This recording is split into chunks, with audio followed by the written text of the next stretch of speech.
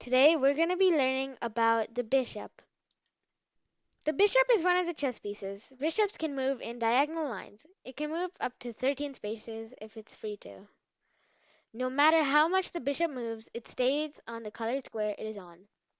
So that's basically saying if the bishop starts on a light square, it stays on the light square for the rest of the game or until it gets captured. And if it starts on a dark square, then it stays on the dark squares for the rest of the game until it gets captured.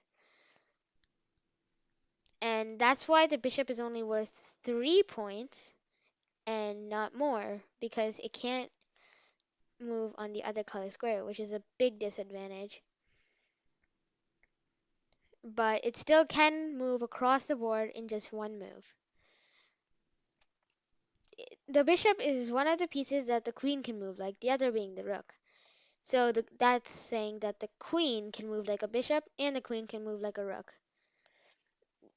The bishop captures the square it moves on, but it can't go beyond that. The bishop, unlike the knight, cannot jump over pieces, so it can't move in the starting position. You'd have to move one of your pawns to free the bishop's way. That was a lot of information to process, so if you need to, you can pause the video and read it again to understand it better. So these are the starting squares of the bishops. For white, c1 and f1, and for black, c8 and f8. Each side gets one light squared bishop and one dark squared bishop at the beginning of the game. How you use them is up to you. The f1 bishop can never capture the f8 bishop, and the c1 bishop can never capture the c8 bishop because they're on different color squares. Same for black. The c8 bishop can never capture the c1 bishop, and the f8 bishop can never capture the f1 bishop. Now, if you want, you can pause the video and think about this for a second. If there was a piece on e4, which two bishops could capture it if they moved a little bit around? The answer will be later in the video. So this is a light squared bishop on d5. It can move to 13 squares. You can either take my word for it or pause the video and count for yourself. It's your choice. Notice how the light squared bishop can only move to light squares. All the squares that are in red are light squares. This is a dark squared bishop on e5. Notice how all of the red colored squares are dark squares and not light squares because the e5 bishop is a dark squared bishop. And this bishop can also move to 13 squares. You can either pause the video and count, or just take my word for it again. It's up to you. So in this first position, you need to tell me which piece that the bishop on d4 can capture. You have 30 seconds, starting now.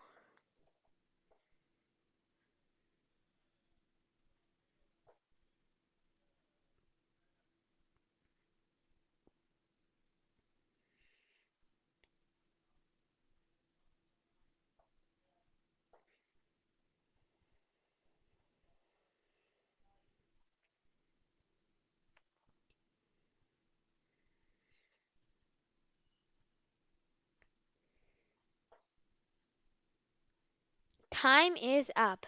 If you need more time, you can always pause the video and think about it for some more time. But the answer is the bishop on d4 can capture the queen on f2. The bishop can't capture the knight on e6 or the pawn on c2 because those pieces are on light squares and the bishop is on a dark square.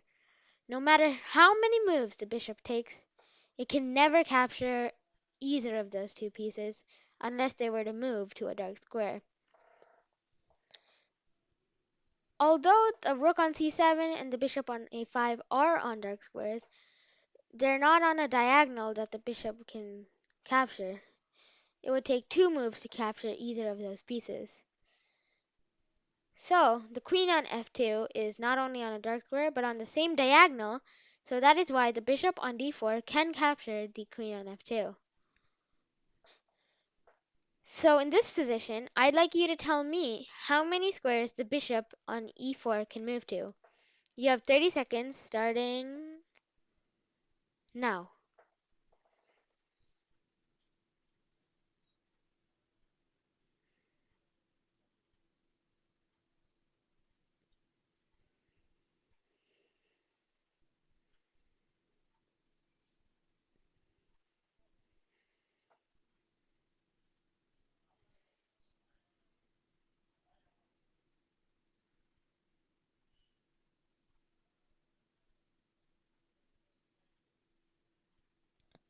Time is up.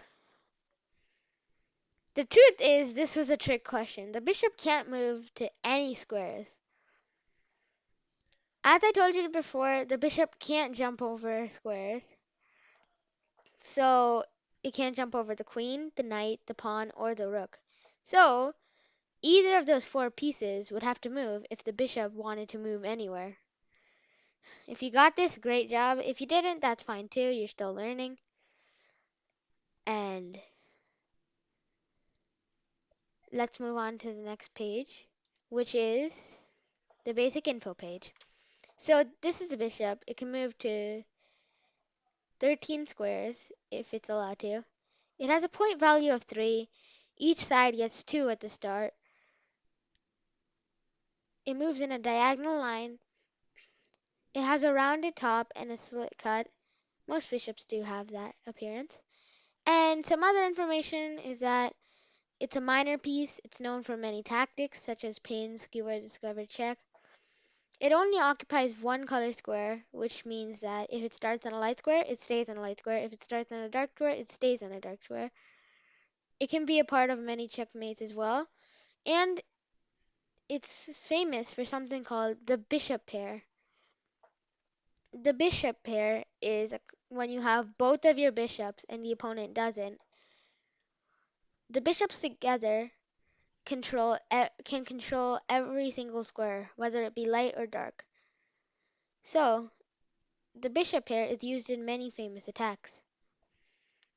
And if you made it this far into the video, congratulations. The answer is that the f1 and c8 bishops can capture a rook if it were on e4, or any other piece if it was on e4, except for a king because you can't capture a king. So if you stayed this far into the video, thank you so much. And I hope you enjoyed. If you have any feedback, you can post it in the comments or post it in the form in the description of all videos. The form is completely anonymous, so I won't know who filled it out. Please hit that like button, subscribe for more videos like this one, because it takes a lot of time and effort to make these videos. You can visit the chess playlist to see all the chess videos. Thanks for watching, and goodbye!